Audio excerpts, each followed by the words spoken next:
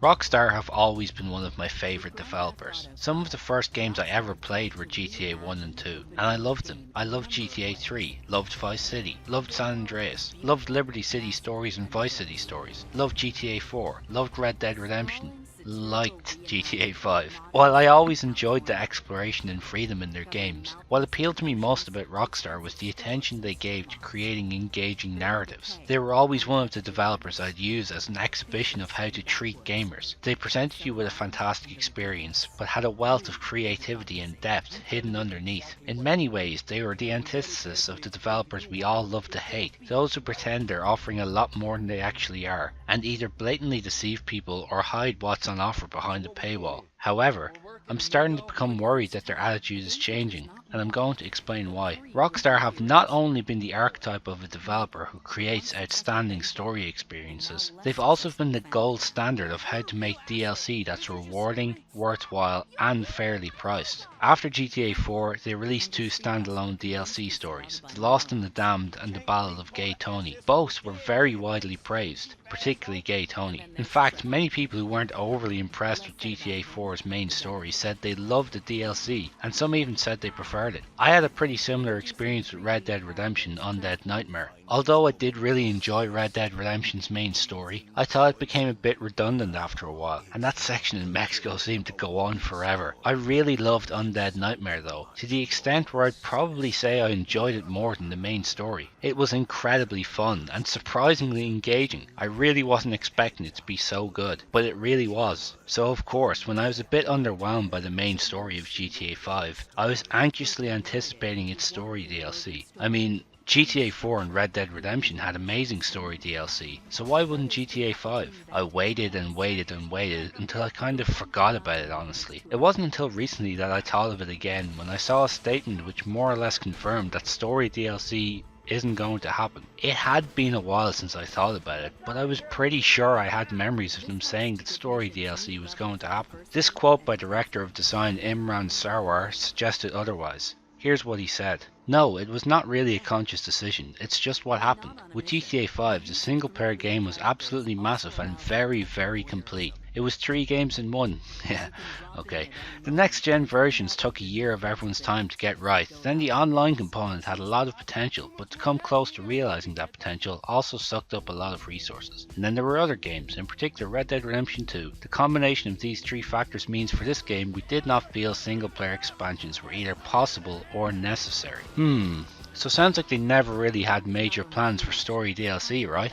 But this post from December 2013 suggests otherwise. GTA 5 story mode updates. For those ready to jump back into the story of Grand Theft Auto 5, we have big plans for substantial additions in 2014 continuing Michael, Franklin and Trevor's action, mayhem and unexpected adventures in southern San Andreas. Whoa, big plans, eh? Sounds exciting. I wonder what wonderful story DLC they have planned. Can't wait for those unexpected adventures in southern San Andreas. They're definitely fucking unexpected now. And what about this post too, from April 2014? And later this year, look for even more additions to both Grand Theft Auto Online and Grand Theft Auto 5, including more holiday themed updates, some very exciting story mode DLC and much more. Whoa, some very exciting story DLC. Can't wait for that to happen. So the question is, what could have possibly happened? What on earth could have made them drop their jaw-droppingly exciting plans for magical adventure story DLC in San Andreas?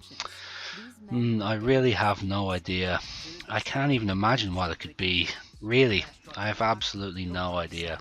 Okay, I'm definitely being cynical here, but I think it's pretty obvious why they didn't release story DLC. Because they didn't have to. They were too busy making fuckloads of money from GTA Online. And that's fine. I mean, it's not really, but it's fine for them. There has been a definite shift with GTA 5. I don't think it's true to say that their focus is predominantly on just making story experiences anymore. I also feel like they kinda get something of a free pass because of who they are. But their microtransactions are fucking bullshit. GTA Online is such a grind if you want to make significant amounts of cash. Don't worry though, they very generously and kindly give you the option to buy things with your lovely real money, because buying the actual game twice just wasn't enough for them. Players interact so much in free roam as well, and it can really ruin the experience to have people who've paid to win kill you over and over. Okay, well, aside from how predatory GTA Online's microtransactions are, the fact that they actually exist has me worried about Rockstar. Maybe I was naive in how I've previously viewed them, but I'm genuinely concerned now. I'm concerned for their future games and for Red Dead Redemption 2 in particular. Has a gaming company ever made such obscene money from an online experience and then consciously shifted the focus away from that endless stream of money to story instead? Of course not. I think Rockstar have gotten a taste, no, more than a taste, a mouthful, of the easy money of online exploitation, and I really doubt they're going to give that up. I mean, from a business perspective, why would they? What annoys me most is not that they've shifted their attention to online, it's that they more than have the capacity to focus on both story and online. They never had to make story DLC in the past. They could have easily exploited their fans. They've always had die-hard support. They made back the budget of GTA 5 from pre-orders, for fuck's sake. That's how much support they have. They never exploited that before, and I'm sad that they seem to be doing it now. I kinda want to give them the benefit of the doubt. I want to have hope that they won't pull the same trick with Red Dead Redemption 2, but I really don't believe that. I suppose we'll have to wait and see. What do you think? Am I being too cynical, or is there just cause to be worried? Comment below or tweet at me at OptionalStealth. Thanks for all your amazing support as usual, and until next week, go play some games.